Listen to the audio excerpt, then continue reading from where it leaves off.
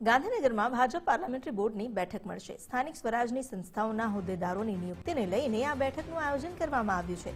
મુખ્યમંત્રીના નિવાસસ્થાને પાર્લામેન્ટરી બોર્ડનું બેઠકનું આયોજન કરાયું છે। 3 દિવસ સુધી નવા હોદ્દેદારો માટે મંથન થશે। મહાનગરપાલિકા અને નગરપાલિકાના હોદ્દાઓને લઈને સેન્સ લેવાઈ હતી। જિલ્લા અને તાલુકા પંચાયતના પ્રમુખ પદ માટે પણ ચર્ચા થઈ।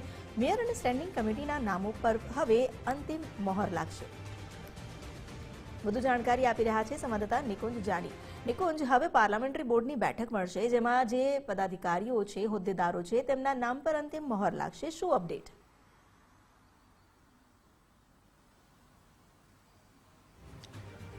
સ્થાનિક સ્વરાજની સંસ્થાઓના ચૂંટણીના પરિણામો બાદ હવે હોદ્દેદારોની નિયુક્તિ પ્રક્રિયાને લઈને ભાજપે મંથન શરૂ કર્યું છે।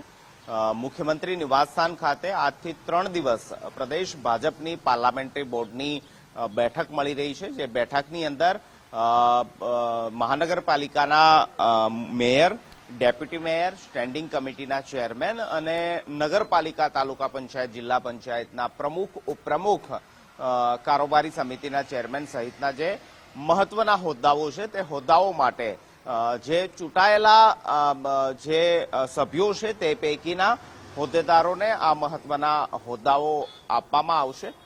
મહત્વનું છે કે આ પહેલા ભાજપ દ્વારા સેન્સ પ્રક્રિયા યોજવામાં આવી હતી। નિરીક્ષકોને જે તે વિસ્તારની અંદર ચૂંટાયેલી પાંખના સભ્યોનું મંતવ્ય જાણવા માટે પહોંચ્યા હતા।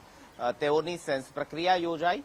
સેન્સ પ્રક્રિયા બાદ ગાંધીનગર ખાતે ઝોન વાઇઝ અલગ અલગ સંકલન સમિતિની પણ બેઠકો મળી છે। જે સંકલન સમિતિની અંદર પણ આ હોદ્દેદારોના નામો સંદર્ભે ચર્ચા થઈ છે। આપ જોવો છો તે પ્રકારે પાર્લામેન્ટરી સમિતિની અંદર સમાવિષ્ટ જે સભ્યો છે તે મુખ્યમંત્રી નિવાસસ્થાન ખાતે હવે પહોંચી રહ્યા છે।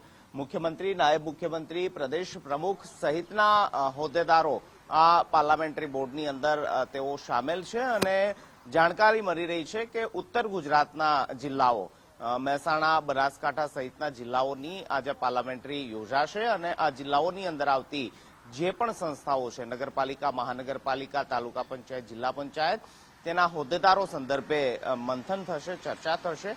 3 દિવસ સુધી આ પ્રક્રિયા ચાલવાની છે અને ત્યારબાદ સંભવિત રીતે 10 તારીખ આસપાસ, 10 મે આસપાસ જે તે સંસ્થાનું બોર્ડ મળશે અને ત્યાં આખરે જે તે હોદ્દેદારો છે તેના નામની જાહેરાત થશે। પરંતુ હોદ્દેદાર નિયુક્તિ પ્રક્રિયા માટે ભાજપ પાર્લામેન્ટરી બોર્ડ મહત્વની હોય છે અને જેની આજથી શરૂઆત થઈ રહી છે। જી, આભાર આપનો જાણકારી આપવા માટે। તો આજે પાર્લામેન્ટરી બોર્ડની બેઠકની શરૂઆત થઈ રહી છે। 3 દિવસ સુધી ચર્ચા કરવામાં આવશે। સેન્સ પ્રક્રિયા દરમિયાન જે નામો સામે આવ્યા છે, જે યાદી બની છે, એ યાદી પર આ ચર્ચા કરીને આખરી મહોર મારવામાં આવશે।